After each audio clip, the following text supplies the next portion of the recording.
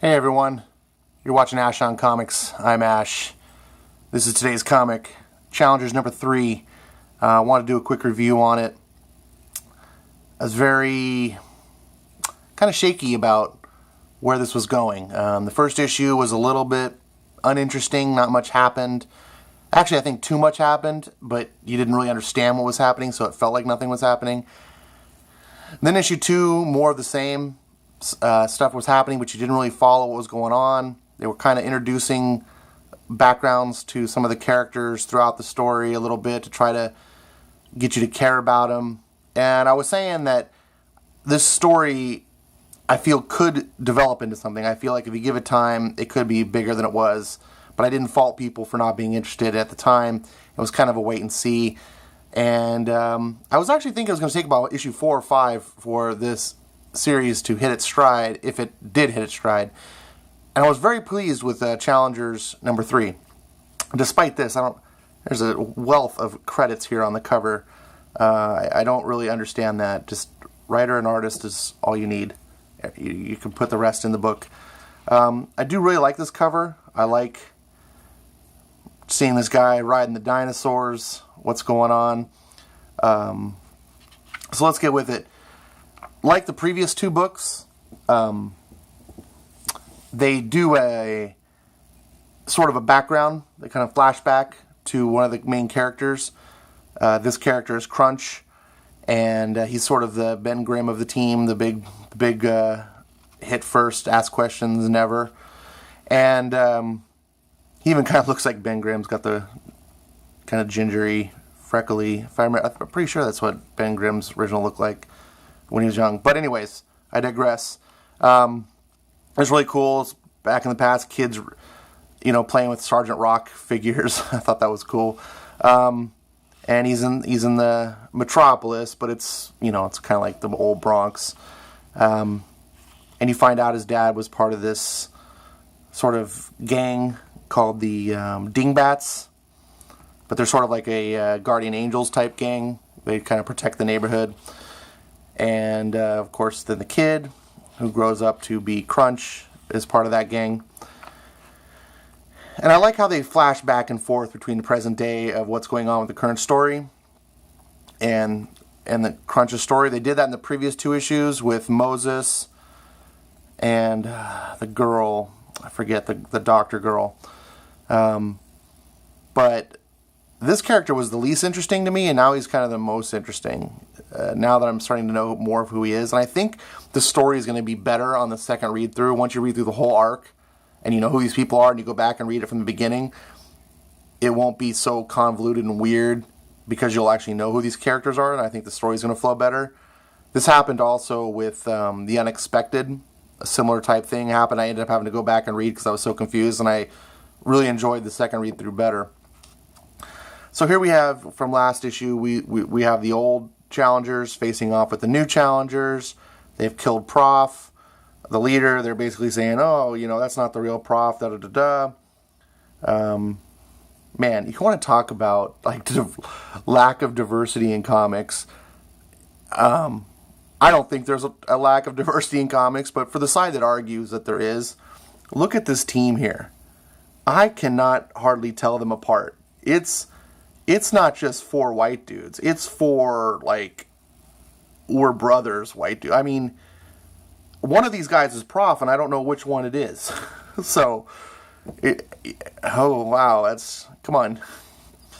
So anyways, one of the tough guys of the old team's facing off against Crunch, who, of course, is the tough guy of the new team. Crunch ends up smacking him right in the nose, drops him like a slab of beef. Meanwhile, they're fighting. Moses sneaks over, grabs a gun, pulls it on him, tells him, let go of my friend, etc. These guys are squabbling. And we go back to earlier, a flashback, but later in Crunch's life, he's an adult. He's just got out of prison. And his old man now is old. Talks about all his friends are all dead. A group called Inner Gang.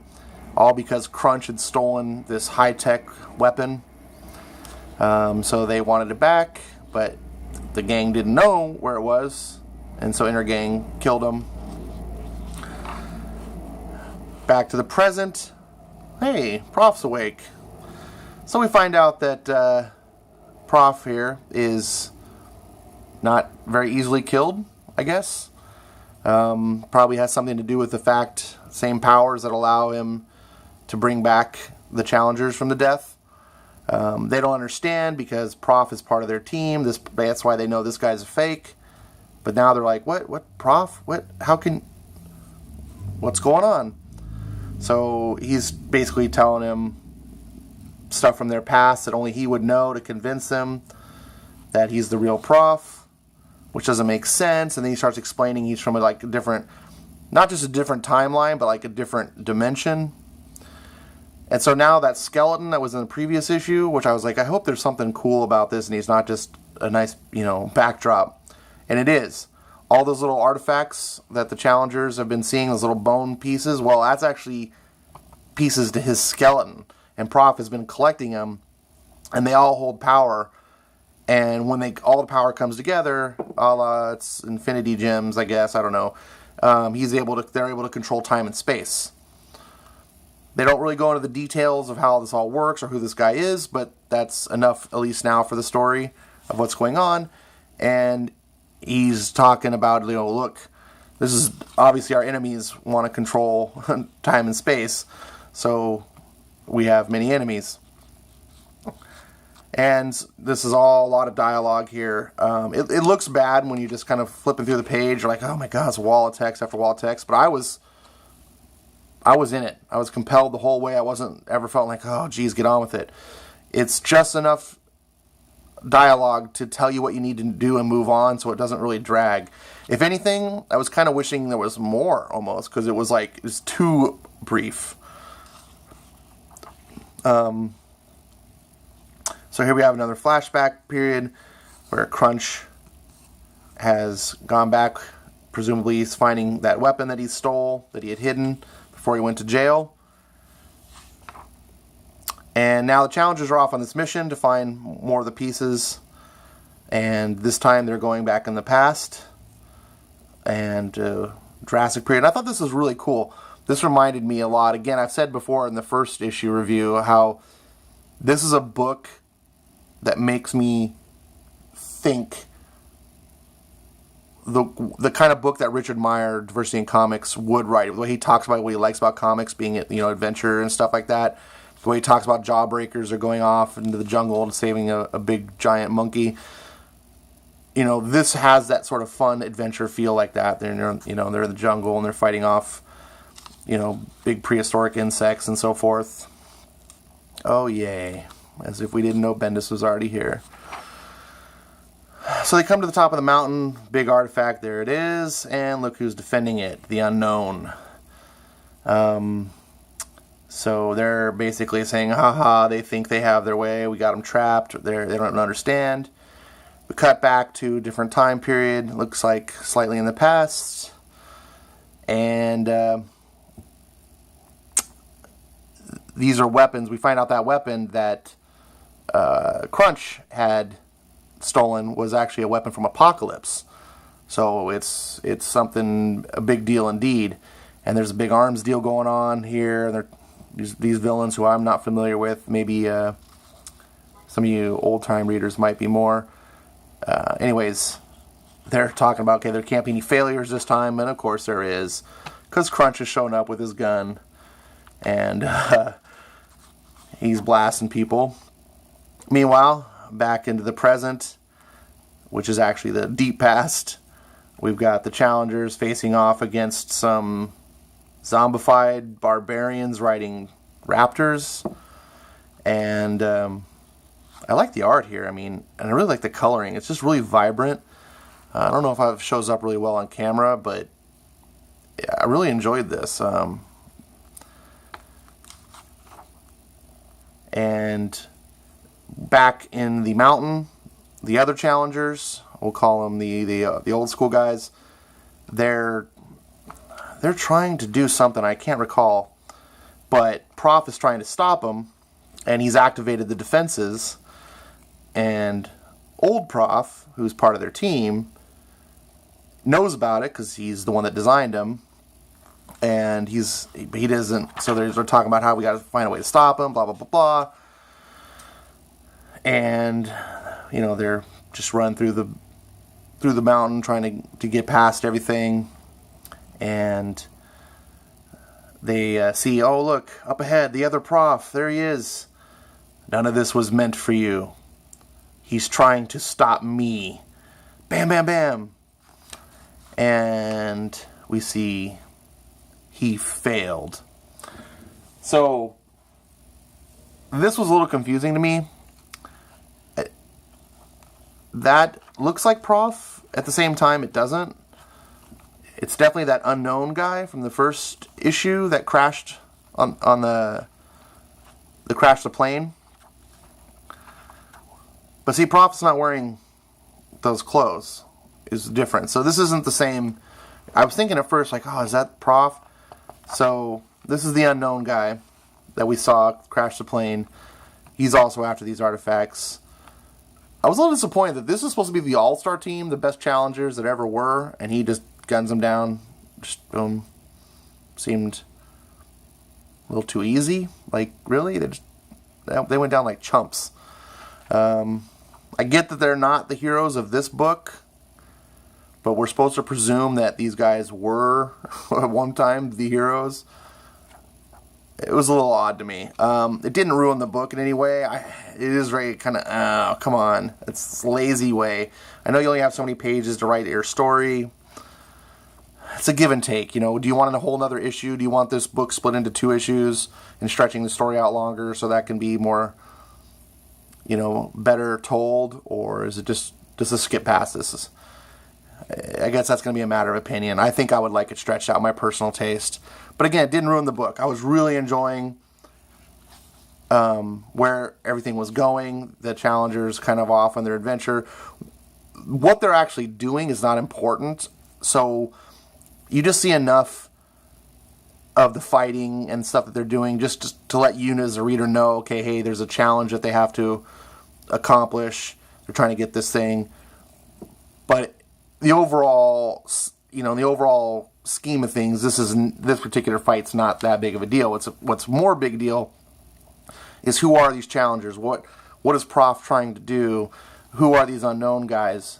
And that's where the story is kind of telling you, and it's really becoming interesting. I feel like, oh, I'm kind of getting on board now. I'm sure the next issue is going to be about the 4th challenger, which is the other girl I know nothing about, and then issue 5 will probably be like a wrap-up issue of the arc, I would presume. And at which point everything will have come together. We'll have a nice little origin story and setting up for the second arc to be a complete unit and characters we all know and so forth. So this was a big step up. I was very pleased. It's not so much that it's a huge home run as much as it was just a big step up from 1 and 2. After issue 2, I was like, I don't think I'm going to continue this story. I'm not hating it, but I have a budget on comics that I want to spend. I really don't want to get more than 12 a month, and I'm already pushing that. And I'm just like, there's other books out that I'm pretty sure are better, so why hold on to this unnecessarily? So I was really thinking I was just going to see the first arc through and kind of be done. But after this issue, I'm thinking, well, that might not be the case. Because if the next issue is even better than this issue and so forth, it could be really cool. What I really like is, and I think I've said this before, is that these guys aren't like your normal DC team. And that was one of my biggest problems coming in as a new DC fan. When I look at I look at books like Justice League and then at Titans and then like Teen Titans, they're literally clones of each other. There's a Martian Manhunter on Titans. There's a Martian Manhunter on Justice League. A variation of it. You've got a Wonder Woman and you've got Donna Troy, who's kind of also a Wonder Woman, and then you've got Wonder Girl, and it's just like, why do you have all these like just clone characters that are it's the same? Not only are they clone characters, but like the team makeups feature the same, lineup of characters. So it's just like, I don't know. It's just totally disinteresting to me. I want to see something different. I want to see characters that are not just a new Bat character. You know, the Bat family is getting out of control. These characters are nothing like what other DC's doing, and their adventures. You know, being able to go back in time and have square off against mythical people and stuff. It's out there, and it has a lot of potential for a good writer to explore, I think. And then they can also cross over with other DC characters, which I think opens up for some possibilities. I'd love to see, like, these guys cross over, maybe, and I don't know, this kind of made me think of Wonder Woman for some reason. I think it's probably because of the Brave and the Bold books, and I see her running around in this sort of setting. But that to me makes me not excited, but looking forward to the possibilities of the book. So I'm definitely going to stick with it. This is the first book of the Challengers I'm going to recommend. If you've been kind of hee-hawing, I'm not sure about Challengers. It looks kind of interesting, but I keep hearing these things. This book, together with the three, when you read these three, you'll be like, oh, okay, this is actually doing something. The first two are kind of more setting up the story. This one is Act 2 now. You're getting into, okay, here's what's really going to happen. We're setting up the conflict. So, yeah. I recommend it. It's not a huge recommend.